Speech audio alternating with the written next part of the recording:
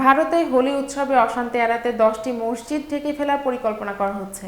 আগামীকাল শুক্রবার ভারতে হোলি উৎসব, আর এই উৎসবকে কেন্দ্র করে যাতে শান্তি শৃঙ্খলা বজায় থাকে সেজন্য সতর্ক রয়েছে প্রশাসন।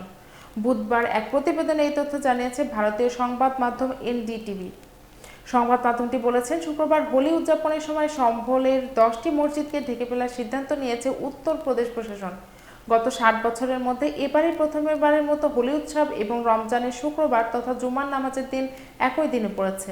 এ বিষয়ে উত্তরপ্রদেশ প্রশাসনের প্রস্তুতি সম্পর্কে গণমাধ্যমকে ব্রিফিংয়ে সম্বলের এসপি শ্রীচন্দ্র বলেন, সাম্প্রদায়িক সম্প্রীতি বজায় রাখতে এবং দুই সম্প্রদায়ের উৎসব পূর্ণ আনন্দ ও উল্লাসের সাথে উদযাপন করতে এই সিদ্ধান্ত নেওয়া হয়েছে।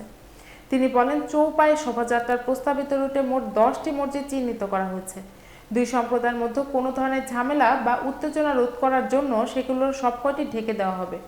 তিনি বলেন, চৌপায়ে শোভাযাত্রা হোলির সময় একটি প্রথাগত অনুশীলন, যে মসজিদগুলো সামনে দিয়ে অতিক্রম করবে সেগুলো ঢেকে দেওয়ার সিদ্ধান্ত নেওয়া হয়েছে।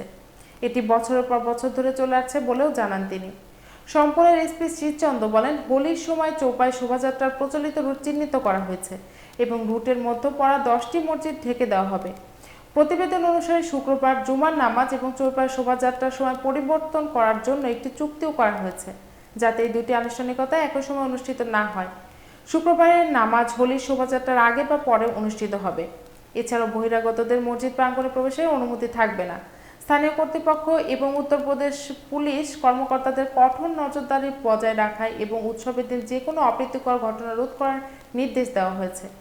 এনডিটিভি বলেন, হোলি উদযাপনের সময় সম্বলে যে 10টি মসজিদ ত্রিপল দিয়ে ঢেকে রাখা হবে তার মধ্যে শাহী জামে মসজিদ, লাদানিয়া ওয়ালে মসজিদ, থানে ওয়ালে মসজিদ, একরাত মসজিদ, গুরুদুয়ারা রোড মসজিদ, গোল মসজিদ, খাজুরওয়ালি মসজিদ, আনারওয়ালি মসজিদ এবং গোল দুকানওয়ালি মসজিদও রয়েছে।